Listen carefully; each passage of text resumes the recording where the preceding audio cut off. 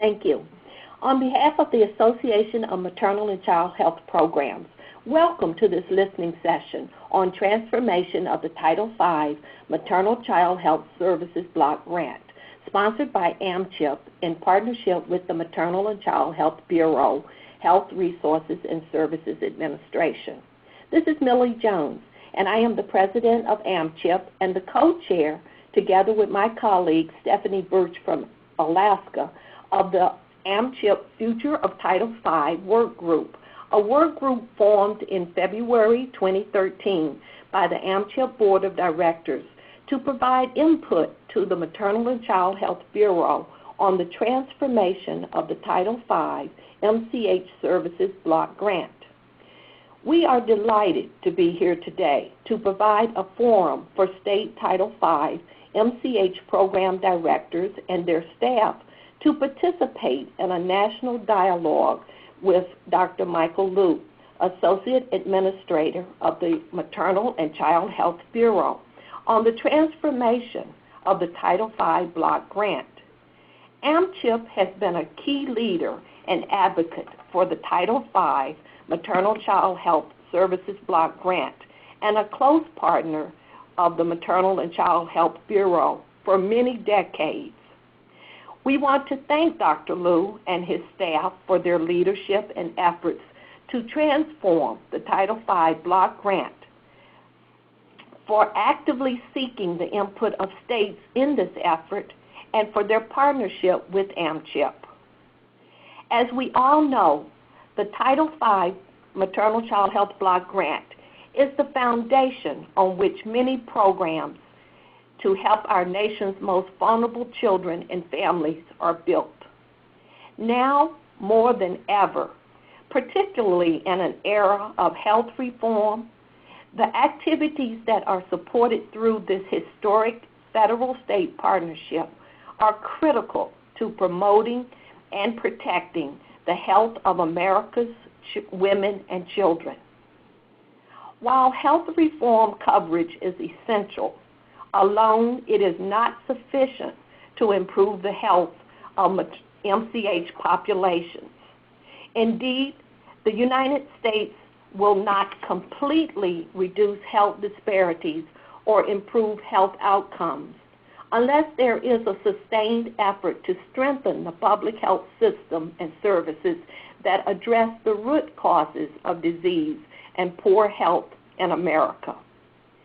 AMCHP has had one clear goal in our efforts to provide input to the MCHB on the Title V Block Grant transformation, to ensure that the Title V MCH Block Grant continues to be a viable federal-state partnership and thus a locus of accountability in every state for our nation's mothers, children, and their families, particularly those who are the most underserved and vulnerable.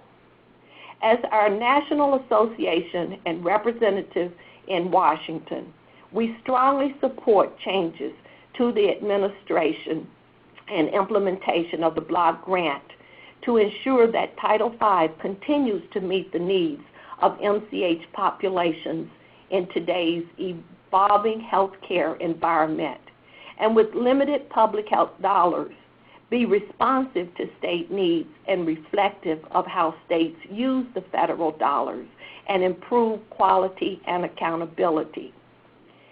Stephanie Birch established the AMCHP Future of Title V Work Group during her tenure as president of AMCHP, and we have co-chaired the work group together for nearly a year. Thank you, Stephanie, for your leadership, vision, and tenacity with this effort. Now I'm going to turn this over to Stephanie to talk about the purpose of the session and to introduce Dr. Liu. Well, good morning to all of you across the United States. Alaska, I think, is actually a little warmer than most of you. So thanks so much, Millie, for those kind words and that introduction. I want to echo Millie's comments on the importance of this work overall and recognize the importance and significance of these listening sessions. They're really a milestone and a culmination of work over the past 10 months to seek state input as to the Title V transformation and present that with the MCHB on your behalf. That input is formally outlined in two documents and memos that were sent to you by AMCHP, and they were distributed again in advance of these listening sessions, and we hope that you all had access to those. The future of the Title V work group has engaged in countless hours of work to get to the content of those memos and in additional conversations with Dr. Liu. I want to thank the Future of Title V work group members for their leadership and participation as well, and they include Millie Jones, as she commented, President-elect Sam Cooper from Texas, Valerie Richter, Deborah Waldron, Karen Trierweller, and Nan Streeter. She's our AMCHP president in the past. In addition, your board has been active in smaller work sessions to prepare documents and refine the information in support of these listening sessions. The purpose of our session today is first to provide an opportunity for Dr. Liu to present his vision for the transformation of Title V block grant directly to state Title V MCH programs and their staff in a national webinar format. Secondly, to provide a format for the MCHB to obtain further input on the block grant from the states and to answer your questions. And third, to provide states with information on the next steps of this work over the coming weeks at the AMCHP annual conference and then through February 2014.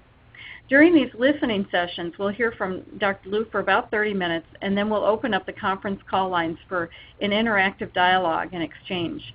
This will be co-facilitated by Karen Van Landeham and Brent Ewig, two of our senior AMCHP staff. We urge you to be thinking about your questions and comments in particular to bring them up during this listening session. Before I introduce Dr. Liu, I'm going to turn this over to Carolyn McCoy, who's one of the AMCHP senior staff, to briefly review the logistics for asking questions during our dialogue and listening session. Carolyn? Thank you, Stephanie. Hi, everyone. So I would like to quickly just go over a few housekeeping items. First of all, there are two ways to submit questions for this listening session, actually comments and suggestions and comments for this listening session. First of all, the operator will give an opportunity when Dr. Liu's presentation has finished to open up the phone lines via a queue process for you all to provide audio commentary and thoughts to the discussion. And secondly, if that doesn't work for you, you can also submit your comments and thoughts via the chat feature on the left-hand side of your screen of your web feature. So please let me know if you have any questions or comments or technical issues through that means as well. Secondly, just as a reminder, this is going to be recorded, and the recording will be posted on the AMCHP website in about a week's time. And after that, that's about it. I will turn this back over to Stephanie. Thanks so much, Carolyn. And now it's my honor and pleasure to introduce Dr. Michael Liu, Associate Administrator of the Maternal Child Health Bureau. Dr. Liu? Thank you, Stephanie. And I want to thank the staff at AMCHP for arranging this listening session. I also want to take a moment to thank Stephanie and Millie and really the entire board of AMCHP, but especially the Future Title V Working Group, Sam and Valerie and Deborah and Karen and Nan, for their tremendous leadership and partnership. We've been working on this for more than 10 months now, and their advice and guidance, which I know come from decades of working on the ground with mothers, children with special health care needs, and their families in states north and south, big and small, urban and rural, have really helped sharpen this working vision, which I think is a really good demonstration of the genius of Title V. That federal-state partnership, which recognizes that Washington doesn't have all the answers and that the real work of improving maternal and child health in our nation really happens on the ground at the state and local levels, and that it happens only when we come together, federal, state, and local.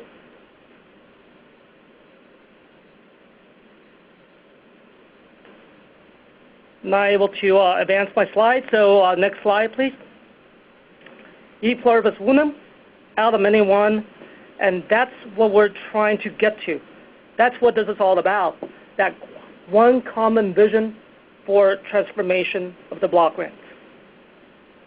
And we all know that this is still not quite 2020 vision yet. It still needs sharpening, needs focus. And that's why I made the video, to reach out to a broader community of MCH stakeholders to get your ideas, your input. I want to thank those of you who've already taken the time to write me, and encourage all of you to keep your ideas coming at mchtransformation.hrsa.gov. Next slide, please. And let me just make a correction here. Some of you who was actually paying attention to my video noticed I said mchtransformation.com. That's wrong. Okay, so let me make a correction here. It's mchtransformation@hrsa.gov. And this is also why we're having these listening sessions, and I do mean listening session. This means I listen and you talk. This is my chance to listen to you, to hear your ideas and input, your questions and concerns, your hopes and aspirations for Block Grant 3.0. So I'm not going to repeat what I've already said in the video. For one thing, I wanted to thank those of you who were patient enough to sit through me talking straight for 28 minutes and 37 seconds. I'm not going to put you through that again. So instead, I'm going to be asking you 4 questions with one common theme. Next slide, please. Did we get it right? Next slide, please. So the first question is about mission and vision of Title V, and really what Block Grant of the Future, Block Grant 3.0, is all about. In the video, I said our mission is to improve the health of all of America's mothers and children. We will carry out this mission not only as pair of last resort, but as the public health system for MCH populations in all 59 states and jurisdictions. This means that we have to have the right tools to carry out the public health core functions of assessment, assurance, and policy development. This means that we have to have the right tools to drive improvements in access, quality, integration, equity, and accountability in the states. And as for framework, this means that we're moving away from conceptualization of Title V as levels of the pyramid and moving toward a public health framework which focuses on the central role of Title V as the public health system for MCH populations in all 59 states and jurisdictions, and the public health functionalities of assessment, assurance, and policy development, and the 10 essential services of public health. What I want to hear from you is, did we get this right? Next slide, please. The second question is about reducing burden. As I said in the video, and I heard this from many of you loud and clear, the current application and annual report process is too burdensome for the states, so we set out to reduce your burden by half. We propose to do so by first reducing your data burden. Wherever possible, we will pre-populate your state data from national data sources rather than for you to have to look for your own state data. Second, aligning and streamlining the needs assessment, annual report, and application, as I described in the video, to reduce redundancy and improve accountability. Third, simplifying, clarifying, and reducing the number of forms that you have to fill out.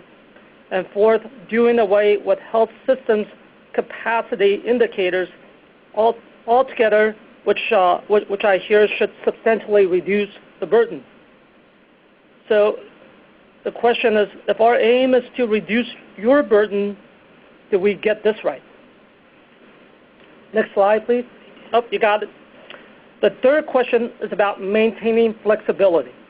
As I said in the video, we have to strike a balance between being able to tell a national story about how Title V is moving the needle in MCH for the nation as a whole, while maintaining sufficient flexibility for the states to address your state needs, your state priorities. And it all begins every 5 years with your state's needs assessment, which should be a full assessment of your needs, priorities, and capacities, which is then followed by your state-specific performance measures. We expect you to develop, monitor, and hold yourself accountable to at least 5 state-specific performance measures that you like to move the needle on in the next 5 years in your state performance measures can be the same as the national performance measures, but they don't have to be, and really they should be driven by your state's needs and priorities based on your state's needs assessment. And let me also clarify, when I said separate accounting of federal and state Title V dollars, I'm just talking about accounting, and you all know the reason for that. It doesn't mean that every federal dollar has to be spent on national priorities, on national performance measures. You will still have the flexibility to spend federal dollars on state priorities, much as you might choose to spend some of your state dollars to drive some of our national priorities. The focus here is really about getting results. I'm less interested in how you spend the money. As long as it's accountable, I'm more interested in you getting the results, getting the job done. And let me add a fourth part to maintaining flexibility, which are the structural and process measures, which I touch on briefly in the video. As you all know, public health is much more than publicly financed healthcare. It's about having the right programs, policies, and systems in place for assessment, assurance, and policy development. So the structural process measures is a way of making sure that these programs, policies, and systems are actually in place in your state. An example of this is that if our population outcome measures infant mortality and our performance measure is breastfeeding as a way to reduce SIDS and SUID, then an example of structural process measure might be the number or percent of baby-friendly hospitals in the state. Now, these are called measures and not just mere strategies, because you will be held accountable, or actually, let me put it this way. You will hold yourselves accountable to getting it done. We believe that the state should have the flexibility to develop your own structural and process measures and hold yourselves accountable to them. We only ask that these measures be evidence-based, and we can work with you on that during the annual review. So again, the question is, if our aim is to maintain flexibility, do we get it right? And my last question is about improving accountability. As I mentioned in the video, accountability is all about measuring and delivering results, demonstrating return on investment. For our purpose, accountability is about telling a national story about how Title V is moving the needle in MCH for the nation as a whole. And the most controversial part of this is going to be the national performance measures. Next slide, please. And believe me, given how diverse our populations are and how broad our legislation covers, it's really hard to pick and choose 15 national performance measures. Our internal work group worked on this for more than 6 months, reviewing all the existing clinical and population-based measures, including the life course measures identified by MCHP's work group, reached out to the best and the brightest measurement experts in the nation, including some of you, and came up with an initial list of about 40. We went through these one by one, and by process of elimination, came up with this list of 15 straw measures. Some were eliminated because they cannot provide state representative data on an annual basis. Some were eliminated because there's little that Title V can do to move the needle. Some were eliminated because they really don't have the communicative power to speak to legislators and appropriators about the value of Title V. And remember, these performance measures should help us tell a compelling story about the impact, the return on investment of Title V for the nation. So my question to you is, did we get this list right? Are these the right MCH priorities for the nation? The right MCH outcomes we want to move the needle on by 2020? And I know we all have our own pet measures, but I'm going to ask you to put on your leadership hat. If we want to sustain and grow federal investments in Title V, are these the right performance measures? When you send me your ideas, don't just tell me what you want. Tell me numerator, denominator, data sources that are national in scope and state representative and updated annually. But most importantly, tell me why it is strategic for Title V to focus on moving the needle on this particular measure for the nation for the next 5 years. And also, back one slide. Tell me, is 8 out of 15 the right number? Now, this is like Goldilocks, right? Too many and the states won't have enough resources to move the needle on all the measures. Too few and the legislators and appropriators start to question the value of Title V. We got to get it just right. So I've heard 10, I've heard 8, I heard 5 for smaller states and 10 for larger states. What's the right number of national performance measures that the state should be accountable, held accountable for? And then lastly, in the video, I talked about realigning strands and indeed all of our programs with the state block grants. And you're seeing the beginning of that movement with the COIN, with redesign ECCS, our new MCH Workforce Development Centers, and you're going to see more of that in the coming year with the redesign AIM grant, D70 for children with special health care needs, and so forth.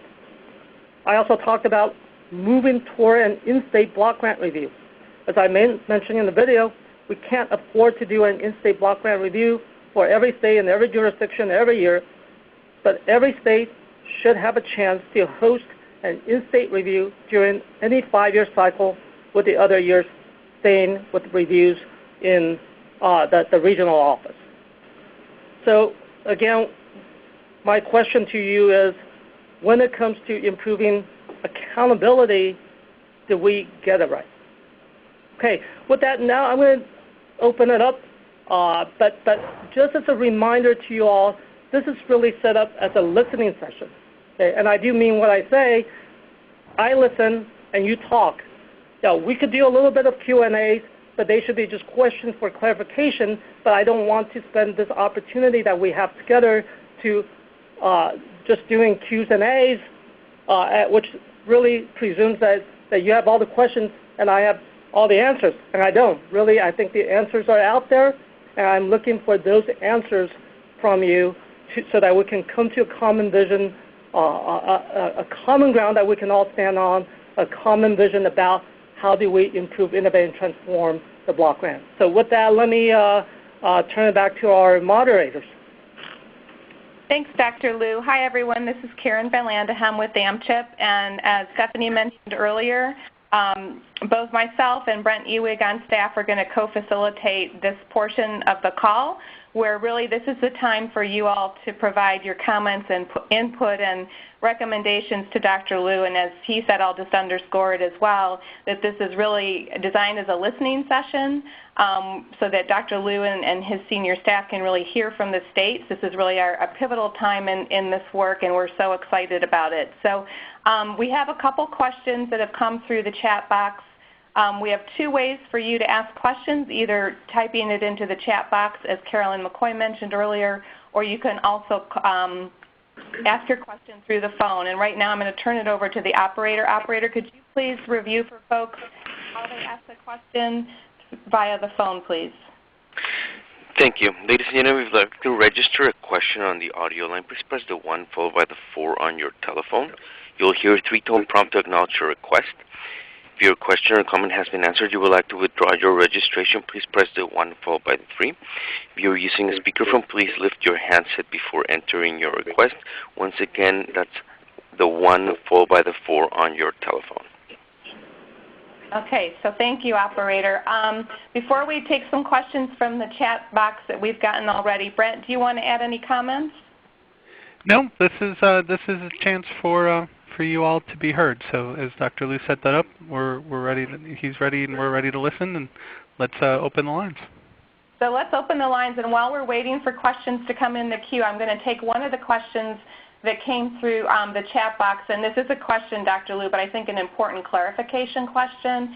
And it comes from Kathy Messenger in Massachusetts. It's with regard to the new the measures, and her question is that many of the proposed new measures rely on the revised National Survey of Children's Health for data. The question is, how often will the survey be conducted, and how will intermittent data, such as data from slates, enable states to do annual reporting? This has been a major problem with the current measures for children and youth with special health care needs in particular. So we do have one question that we'd like some that folks would like some clarification on, and I know we've talked with you about this as well. Great, that's a great question, and so we're in the middle of completely redesigning the National Survey of Children's Health, both in terms of its design, as well as its content. With regards to the design, we're moving from a random digit dialing to address-based sampling in order to improve the response rate. We're also looking at doing it in a way that we can be calculating rolling averages from year to year, and this will allow us to track states' progress on an annual basis rather than waiting every 4 years to get the state representative data. So that's one important change, and certainly we're looking at revising the content and make sure that the content are more closely aligned with these performance measures that we're proposing for Block Grant 3.0. And so a number of the questions, a number of the performance measures will rely on annual data from the redesigned National Survey of Children's Health. Great. Thanks, Dr. Liu. Another question we have that's come through the chat box while we're waiting for folks to queue up through the phone is related to the Affordable Care Act, and we know that certainly that's an important piece of legislation that's being implemented, and it's a question with regard to the impact of the ACA on Title V. And this may be a question more for Brent to answer, but maybe we can get this out of the way. This is a question about the impact of the ACA on Title V and the future of Title V more broadly because of the ACA. Sure, and thank you, Dr. Grant, for asking it. And I think Dr. Liu alluded to this in his framing, that a major point of the transformation is to help us tell a better story about the value of the Title V investments in an era where more women and children are getting coverage. And I think that's the bottom line, is that we've always gotten questions about that. What is Title V using dollars to pay for things that insurance, whether it's Medicaid, CHIP, or now the exchange plans, that they cover, and the intensity of those questions in the last few years has increased, and we don't think that's going to let up. And so the bottom line is, the funding picture, the outlook, it's vulnerable, but so far so good. We've been able to hold the line pretty well the last few years up until sequestration. This week is actually also pivotal on that front, in that we hear that Congress is putting together a labor HHS appropriations bill that for the first time in a couple of years will get to the actual line-by-line program levels, and there was some rumors today that we might see that bill on Wednesday. So of course, as soon as we see any of those details, we'll let you know, and I think that's a good interim measure of how we're looking as far as level of support on the Hill. And our hope would be that they're restoring some of the cuts we've gotten in sequestration, but we're not sure, and so I think it's a little bit of a wait and see. But as far as the big picture of this process on transformation, it really is so that in a few years, when ideally the ACA expansions have taken hold and we've dramatically reduced the number of uninsured women and children, that we can better say, here's how those dollars are being spent effectively on things that health insurance never paid for, or for people that still don't have health insurance. And that's the clarification that we're looking to get. So thanks, Brent, for answering that from the budget standpoint. Dr. Liu, did you want to talk any more about the Affordable Care Act from your perspective? Okay. Yeah, everything that Brent said, and certainly it's. I think it is one of the most important legislation for MCH in the last 50 years, and certainly a top priority for both the administration as well as the department. Great. So we have several other questions that have come through the chat function, but let me ask, operator, are there any questions waiting via the phone for us? And ladies and gentlemen, if you would like to ask a question, please press the 1 followed by the 4. We do have a question. It comes from the line of Chris Cuss with the New York State Department of Health. Please proceed with your question. Sure. This is Chris. It's more of a comment, and it relates specifically. I like the idea of the straw measures in this discussion because I think that's real helpful, and it gets us really involved in what we're about. The measure that I'm going to comment on is the 7th, which is school readiness. This has never been one of my favorite measures for two main reasons. One of them, the definition of school readiness is, you can see it, and it says it different things in different places. And the second is the measurement of school readiness, I haven't seen good measures of that. I'm wondering whether what we're really trying to look at is how children are doing in their early childhood years, particularly when we talk about brain growth. So I think things such as, is your state system, I think in the note there was the idea of universal pre-K. Is that something that we want to look at as being something important with that? We had home visiting relative to that, parent education, some specific measures, and then really looking at what measure of a healthy child are we looking at rather than a concept of school readiness. And Chris, let me just thank you for setting an example. This is exactly the kind of input and feedback that we're looking for, and you're exactly right. What we're looking for is some measure of how children are doing in early childhood in our country, and we do think that Title V has a role in terms of promoting child health, early childhood health and development, and so this is exactly the kind of intellectual leadership that we're looking from all of you, and hopefully sets a good tone for the rest of this listening session.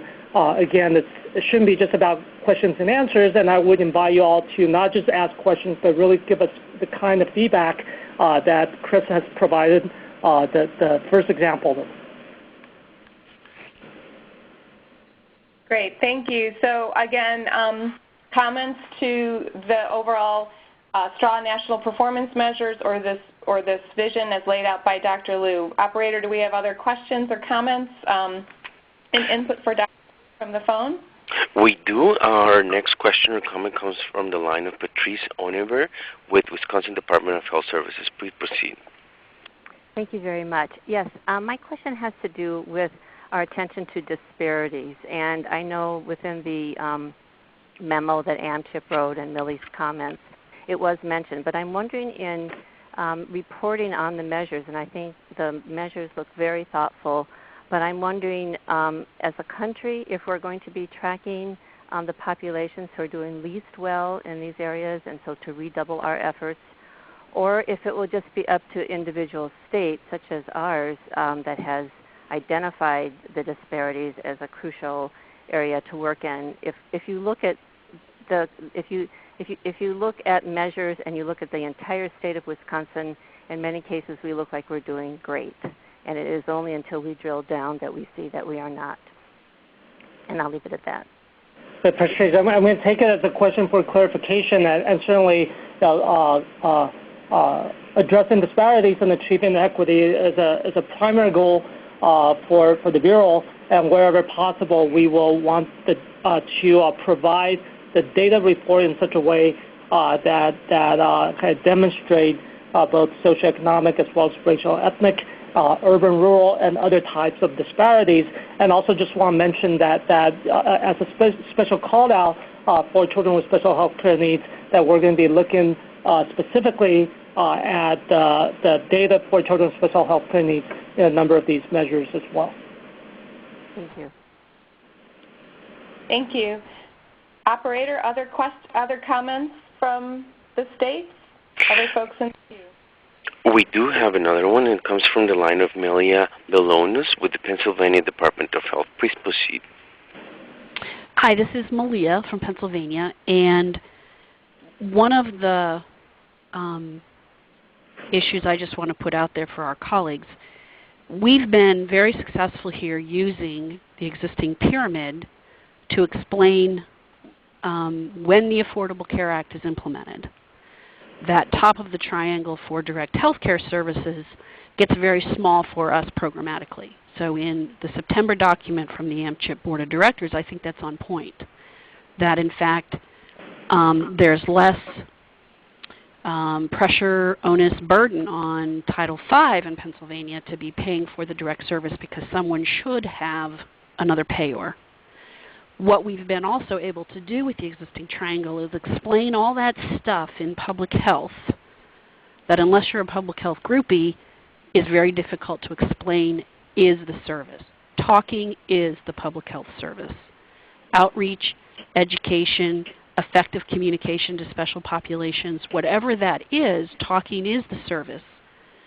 And as someone else is paying for the direct clinical need, the work we do to get them there, which is in currently the rest of the triangle, we have an audience now that understands in public health that's a critical connection.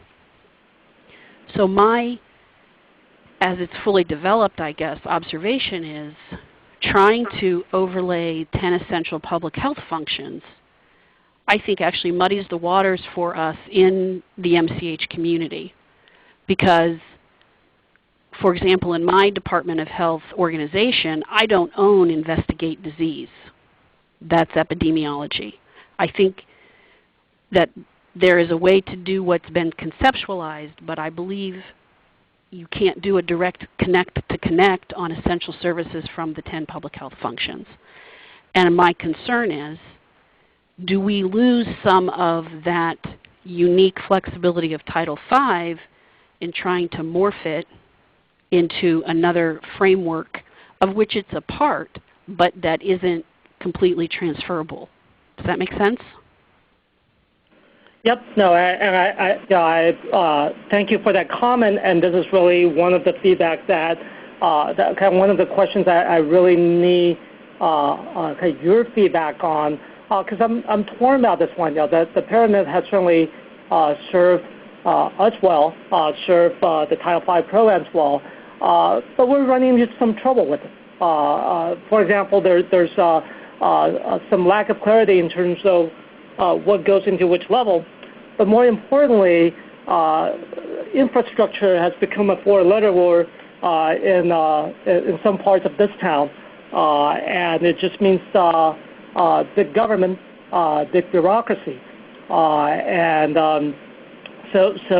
that's why there's some suggestion about moving away from the MCH pyramid and really focusing on what's more commonly accepted, the public health framework and the 10 essential public health services.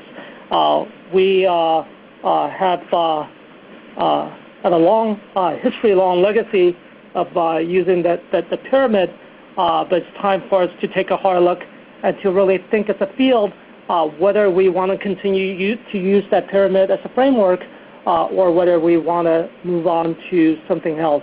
And that we really need your input, your guidance to help us move forward on that question. See, what's interesting to me is, and I'm currently in a Republican administration, we've successfully educated that public health involved, because when we started with this administration, outreach and education can't be measured, it's not a direct service. Well, yeah, it can. So if Affordable Care Act takes care of the direct service part, here's where we're able to invest in community partners who are getting people or explaining to people where they need to be, where the payer part kicks in. So infrastructure here has become critical in the community. And I think that's a perspective of what seat you're in. In Washington, that's a dirty word. Okay. So if it's not the triangle, what is it that allows a state to do what we need to do in the communities that are seeing the people, because we're trying to get that money on the street?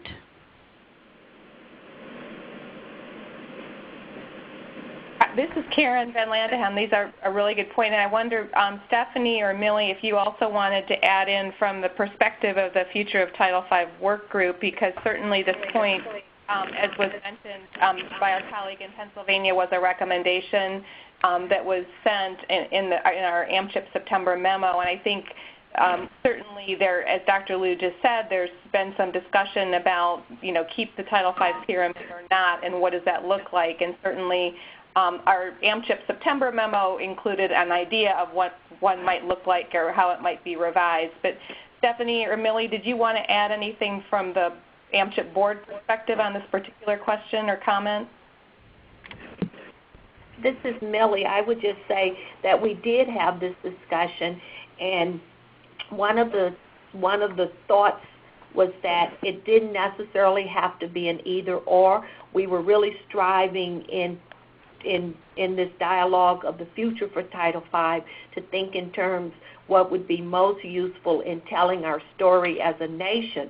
But that doesn't necessarily preclude, and I think many of our members talked about their interest and intent to continue to use the pyramid in telling their story within their state to their constituents or to their legislators, because in some states it works, and it works beautifully. In other states, not as much. We also, and I believe it was in one of the attachments sent out, did look at some tweaking of the that pyramid, where we in fact redefined, instead of having the 4 dimensions to the pyramid, we talked more in terms of the top of the pyramid, looking at access to care. Right. I like that a lot. I think that makes a lot of sense. Yeah, so you have that in front of you. Right. So those were some of the tweaking and some of the ideas, but you're right, it was a very rich discussion. Well, thank you for listening. Great. Dr. Liu, did you have Stephanie? any other comments on the pyramid, or Stephanie? No, just would welcome your continued input and guidance on that issue. Thank you. Yeah, and this is Stephanie. I think Millie did a very nice job sort of summarizing where we were coming from with that. Thanks, Millie. Great. So we have several questions from the chat box. Operator, we'll hold off right now for more questions through the phone line. And I just wanted, Dr. Liu, we have a comment question related to the straw person measure as it relates to insurance coverage. The comment is that folks are, this comes from our colleague at the Catalyst Center, Meg Camo, that she's pleased to see the proposed performance measure number 10, insurance coverage, and can we think about expanding it to include something about adequacy of benefits, which is really the challenge more children and youth with special health care needs face versus uninsurance. Simple coverage isn't enough to get us to where we want to be in terms of improving health through access to care and protecting against financial risk. So I guess a comment in support of insurance coverage and a request to be thinking about it to be more about adequacy of benefits. So that's part one. And then a second related question is a question about, can Title V really move the needle on insurance coverage? And that's kind of an overall question in terms of that as a national performance measure. So I think that's kind of a great comment and question. Thank Meg for that.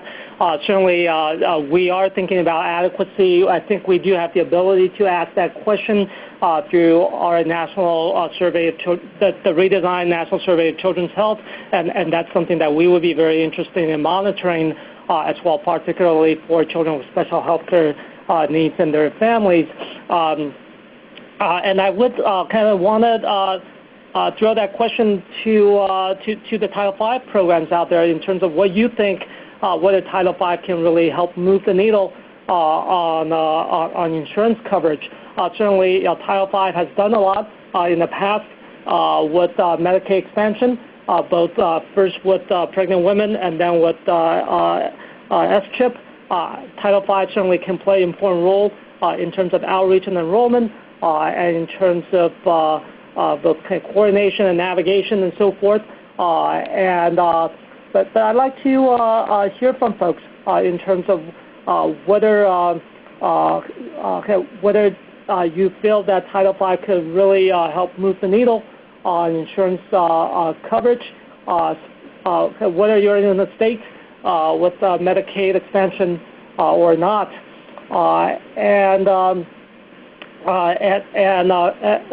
From the department's perspective, certainly I think it would be very strategic for Title V to have a role, if not a lead role, in terms of improving access to insurance coverage and protecting the adequacy of coverage for the maternal and child health population. Great. Thank you, Dr. Liu. Operator, are there other comments or input from the phone lines? There are none at this time, but as a reminder, you can press the 1 followed by the 4 on your telephone. So, Dr. Liu, while we're waiting for some additional comments from the phone lines, I'm going to take another one, and these are actually another question. There's several questions around or comments around health equity, so I think that's a big key theme we're hearing from some of the questions from the chat box. One of the points is that while I agree with the overall concept of the MCH transformation, there's some concern that it does not appropriately address issues related to health equity and the impact of place and health outcomes. Did you want to talk any more about kind of health equity and where health equity falls within this overall vision and also the national performance measures, in particular the straw person ones? Certainly. Again, as I mentioned, health equity is, I think, an overarching goal for us here at the Bureau, as well as for transformation of the block grants. In terms of performance measures, we will be monitoring improvement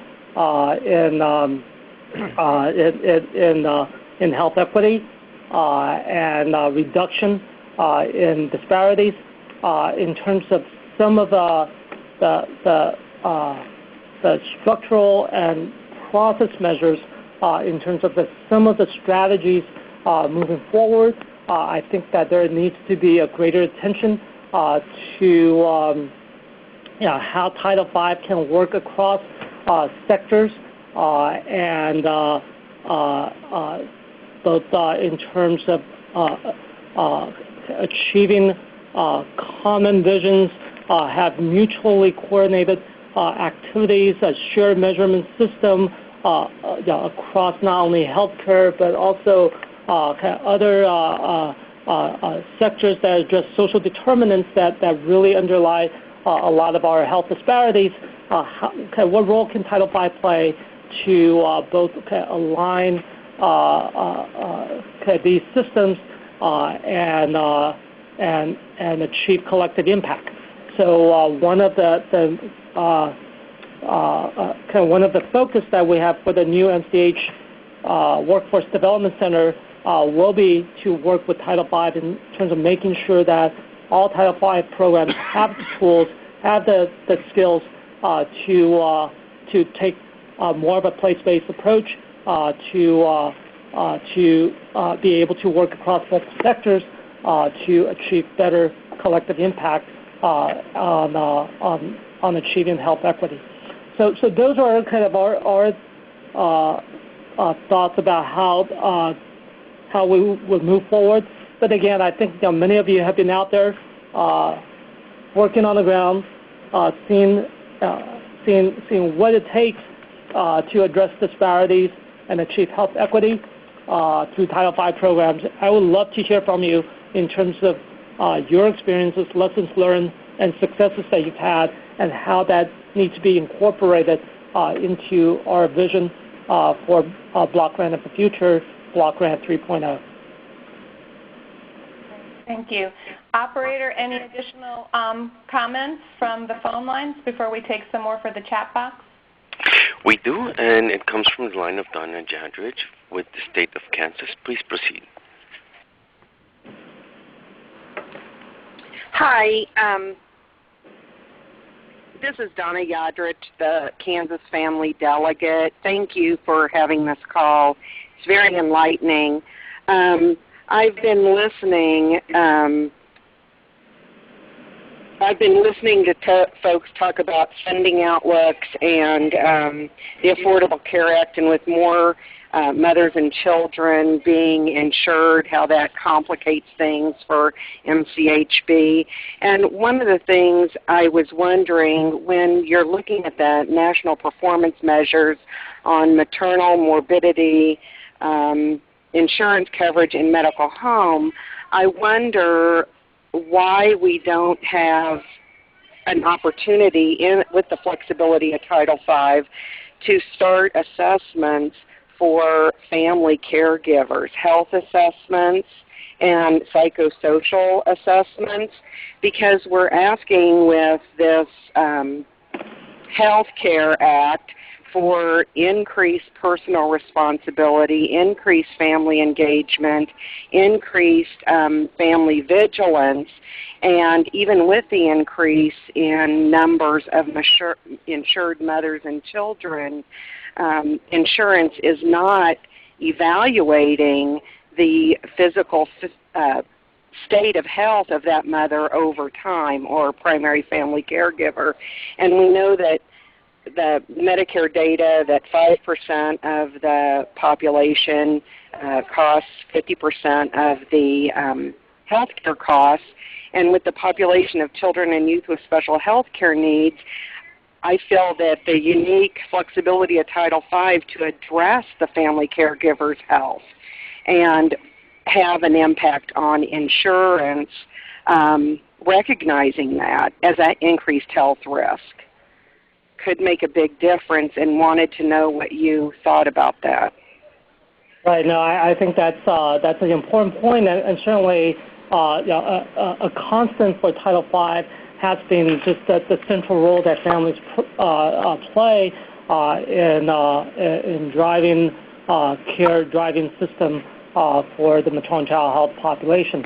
I think I want to call your attention to one of the performance measures around medical home, and that performance measure will be based on questions that are asked in the redesigned National Survey of Children's Health.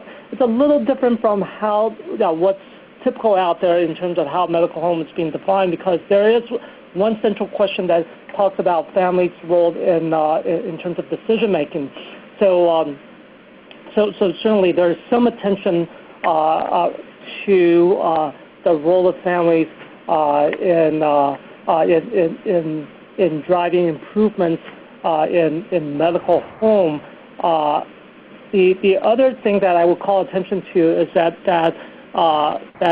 there are opportunities for states to be looking at structural and process measures, and to making sure that when you're thinking about those structural and process measures, whether family voices are heard, whether there's family representation in how your programs, how your care, how your policies are carried out, and certainly we want to make sure that there's a strong emphasis going forward in terms of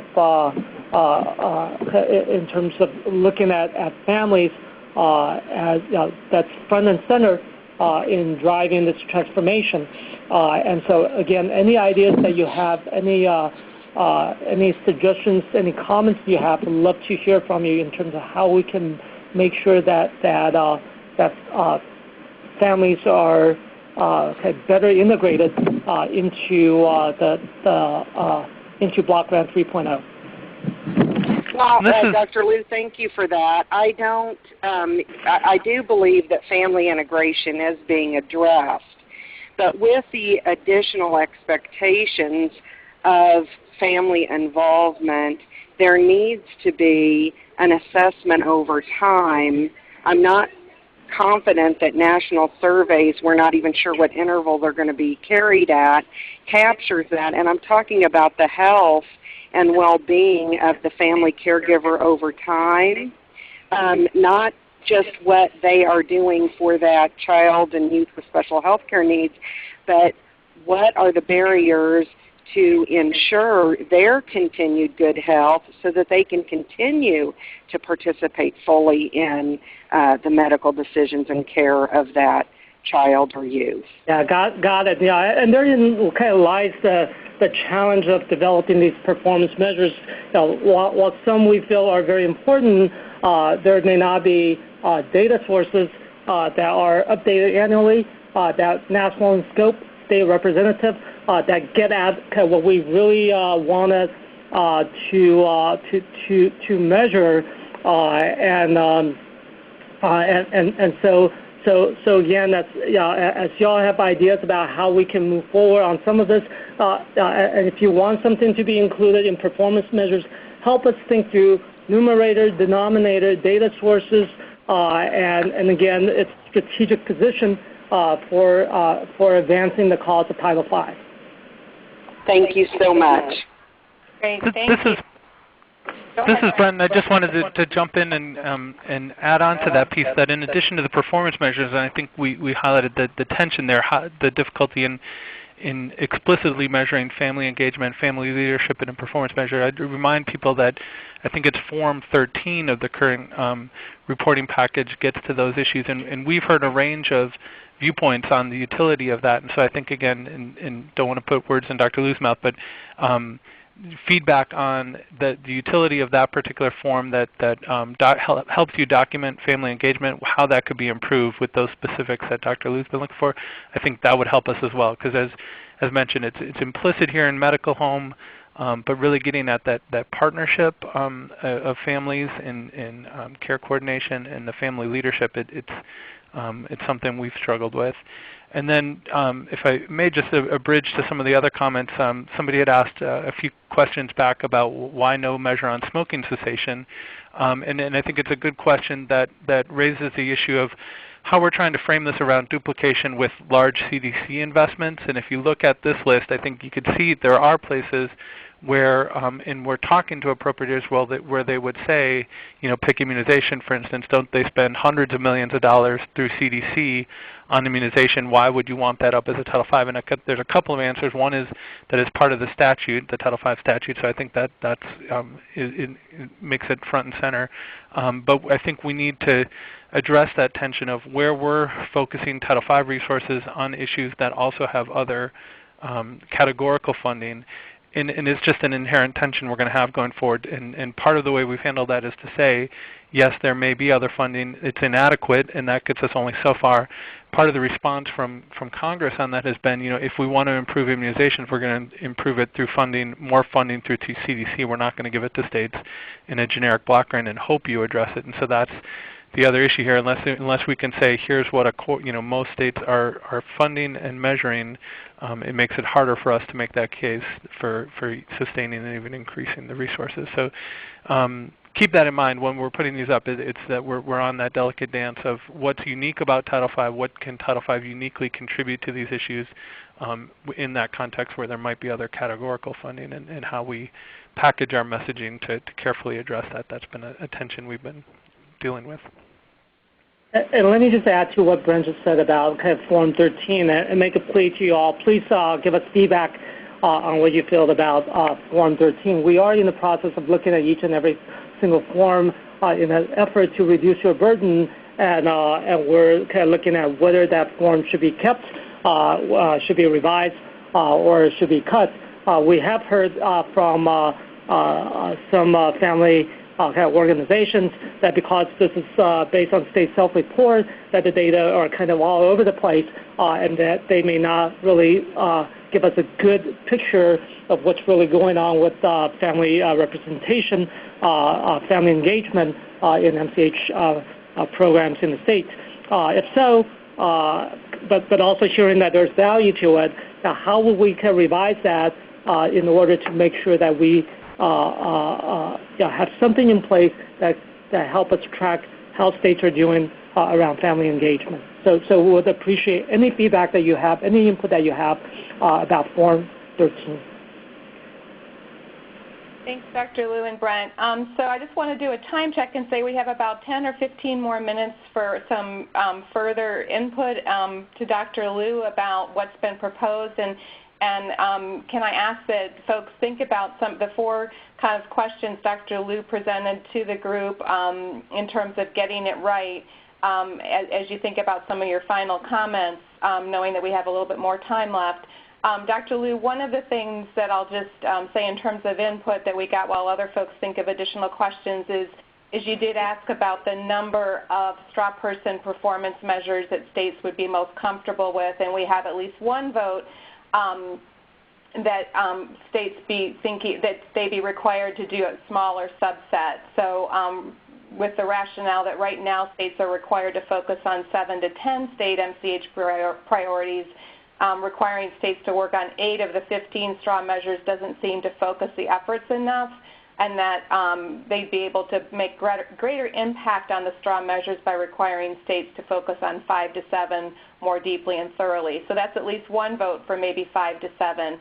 So let me turn to the operator and see if there's additional comments and input for Dr. Liu, and especially with regard to Dr. Liu's questions about did we get it right in terms of these 4 areas in particular. And then we have some technical questions, Dr. Liu, that we may ask of you towards the end of the call if there's not additional comments. So operator, additional comments for Dr. Liu? There are none at this time. So maybe let's do a quick kind of fire round, because I heard from some of you on the call, but I know there are a large number of you on the phone. Just in terms of questions 1, 2, 3, and 4, if we could do a quick fire round, just let me know in terms of the question I raised. Did we get it right, or is there something that you want to kind of remind us of? And also the question about kind of 8 out of 15. Love to hear some of your ideas about that as well. And if you can keep your comments pretty short so that we can I can get a sense of kind of the breadth of what the opinions are out there. Okay, again, operator, is there anybody in line to speak? Any additional comments? And again, we're asking for input specifically to these 4 areas. And we do have a follow-up question. It comes from the line of Chris Cuss with the New York State Department of Health. Please proceed. Yeah, I'll be real quick, because I think in general the responses, you've got it pretty right. I like the 8 of 15. I think the idea that we need to work on these performance measures and really own them, because I think that sets the stage is critical. The one thing I would say that we have to add in the new one is a lot of the movement on these measures happens through, in my mind, quality improvement activities. And when we look at what the usual function of public health, it doesn't come out that that's one of the specific engagements with the healthcare delivery system. So quality improvement is the part I put on. Thank you. Operator, additional input from the states? There are no questions at this time.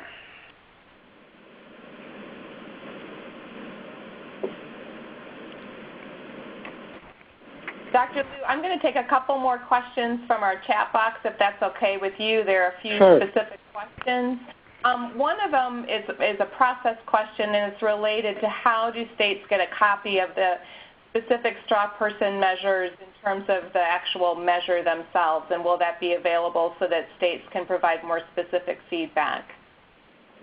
Sure. We can certainly figure out a way of kind of getting it to the states, but just kind of being mindful as a reminder to all that these are meant as straw persons. Sometimes when documents go out, they get misinterpreted, and folks think that this is kind of the final set of performance measures. Not at all. Okay, these are kind of ways of just trying to stimulate a national conversation about what's the right set of performance measures, what's the kind of right set of measures that we want to demonstrate our success, demonstrate return on investment. So we have a comment with regard to the Title V information system. And this is from Kathy Messenger again in Massachusetts. This is with regard to an earlier version of the Maternal and Child Health Bureau reporting. States could report on subsets under a high-level measure. So, for example, low birth weight by racial, ethnic group, or by mother's age. The current forms and templates don't permit this in a formal way.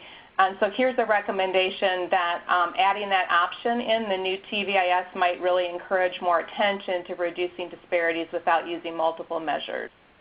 So I don't know if you wanted to comment at all about the TVIS system overall or about the reporting forms in this particular comment. Yeah, thank you. No, certainly we're looking at revising our TVIS forms, and I went through that pretty quickly because a lot of the redundancies came from redundancy between the needs assessment and the actual annual report and application. So we're thinking about kind of revising TVIs in such a way that all of these could be aligned and streamlined. Again, there's some technological issues. There are some OMB clearance issues that we have to address. So no promises yet, but we're certainly looking at that as well as way of kind of reducing burden, reducing redundancy, improving clarity and accountability in reporting. And just also as a kind of reminder, we're going to be doing a lot of the data reporting for you, and that includes kind of breaking down the numbers by racial, ethnic, and other categories wherever national data are available. So thank you for that comment, and we certainly will make our best attempts in terms of making those data reported in such a way that would also address the disparities in your state. Thank you. So here's another comment, and this is something we've heard from when we had our discussions at the Future of Title V work group level. And Dr. Liu, I'm just going to present it so that maybe you can talk a little bit about this, because I know we've had several discussions with you about this. And this is really related to a state's ability to influence health insurance rates. In a state that has chosen not to utilize the opportunities included in the ACA to reduce the number of residents without health insurance, a significant focus of the Title V program on getting residents insured will likely not be supported by the state leadership. So just really the issue about states being held accountable or picking a straw person measure of insurance when in fact it might be a state where their leadership is not supportive or not promoting the ACA actively. Did you want to comment on that particular comment? Because we certainly have talked about that at the work group level. Sure. No, I think, again, certainly even in states where there's no Medicaid expansion, ACA is still the law, and there's still provisions under the ACA that has tremendous impact on insurance coverage and adequacy, and that including coverage for women for preventive services, including kind of extension of coverage for young adults, and so again, I think would actually love to hear from states where there's no plan for Medicaid expansion in terms of what kind of performance, what role Title V can play in both supporting the implementation of ACA or health reform that's going on in the states, and what are some other possible measures of success for improving access, improving coverage, and improving adequacy for the MCH population.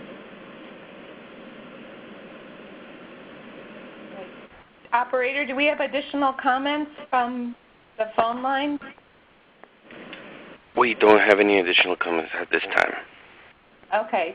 So, Dr. Liu, another comment that we've gotten through the chat function by several folks is just more a technical or specific question related to the 5-year needs assessment, and just the point that many states are already underway with their work around the needs assessment. Could you just talk a little bit about how that aligns, how the needs assessment aligns with this whole MCH 3.0 transformation?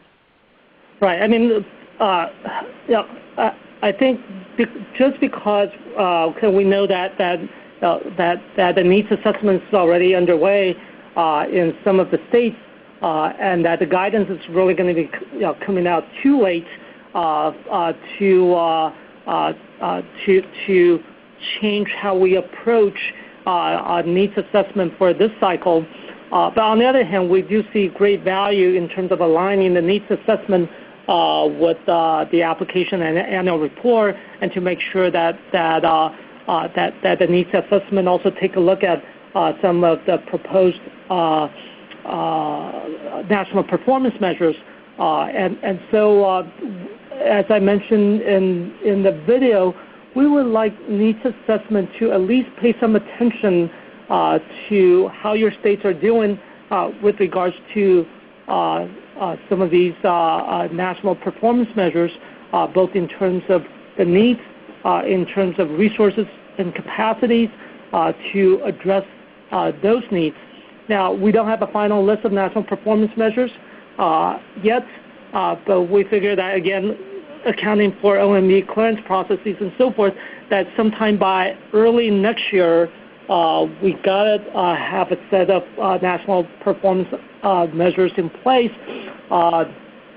And once that's finalized, we would like your state to in your needs assessment process over the next year to take a look at your state's needs around those performance measures. Yeah, and again, I think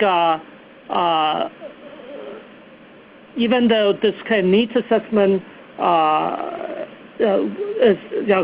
begins at the beginning of the cycle, it really needs to be an ongoing process.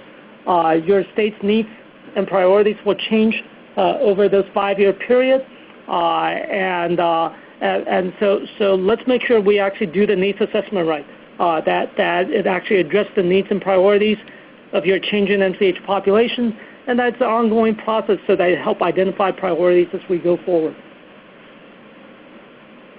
Great. Thank you, Dr. Liu. I'm just looking at the time. We have probably time for one more comment, if there are any more comments from the phone lines.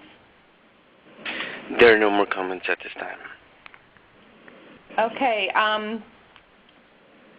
I think we've captured most of the questions that have come through the chat box. There's some more specific technical questions that are related to specific things on the needs assessment, and we'll definitely make sure that Dr. Liu and his team get those questions and that there's an opportunity to get the answers to those out to the field. But in the spirit of really trying to keep this towards a listening session, I will just ask one kind of last call for any final input or comments for Dr. Liu in terms of his 4 questions around whether or not the Bureau got it right in terms of those 4 specific areas. And then I'm going to turn this over to Dr. Liu for some closing remarks, and also Millie and Stephanie. Operator, do we have any more comments? There are no comments at this time. Okay, well, Dr. Liu, I'm going to turn this over to you for your closing comments, and then Millie and Stephanie will also talk as well. Great. So let me just close by thanking all of you again for joining this listening session, and invite you to continue to send your ideas, your comments, and your input to help us sharpen this vision for transformation of the block grants. Again, the correct address is MCH transformation at HRSA.gov. Would really love, I raised a number of questions today, would really love to hear your input on that. We don't have a whole lot of time. As I mentioned in the video, the guidance is going out in 2015. And given the OMB clearance process, we really need to start writing the guidance probably beginning in February of next year. So that gives us about a month to get to that common vision. I think we're close, but there's still a number of these questions that I would really like to get your input on. Y'all have another chance at this. For those of you who are coming to AMCHP, I would encourage that all of you do, that we're going to have a town hall where we will really identify the common things where there seems to be good consensus, good agreement on, but we'll address some of these remaining questions that will help inform the rewriting of the guidance going forward. But again, just want to thank you for joining the listening session today. Thank you for all the input, and thanks again to both the staff as well as the board of AMCHP for all their leadership, all their support and partnership. Thank you, Dr. Lee. Do you want to go again? On behalf of AMCHP and its members, I really just want to thank you, Dr. Liu, and your staff for the leadership that you've been showing and continue to show in transforming the Title V block grant. We value your partnership. We look forward to continuing to work with you over the next several weeks and months as your vision for the MCH 3.0 is rolled out, particularly at the AMCHP annual meeting in January, and then the translation that will occur into changes that will be reflected in the block grant guidance in February and beyond. Again, we can't do this without our members, so thank you, the state, for your participation in today's national webinar. All right, and Stephanie?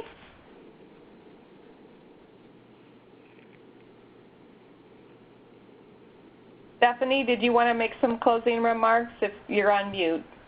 Yep, thank you. I was on mute. Thank you so much, Millie, for your thanks, and a big thank you to MCHB for your active engagement and partnership. This has really been a transformative process that we've experienced. The AMCHP Future of Title V Work Group will be continuing to meet over the coming weeks, and will be providing feedback to Dr. Liu on behalf of the AMCHP Board of Directors and states. So your feedback continues to be very important to this process. If you have specific comments, please provide those directly to the Maternal Child Health Bureau through the web link page that's been created for this specific purpose.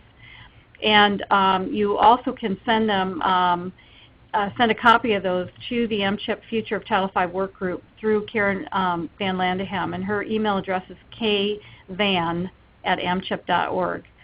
This concludes our listening session, and again, we have audio taped the session, and it will be available on the AMCHP website in the next week. Thanks very much, and we look forward to seeing hopefully many of you at the AMCHP convention.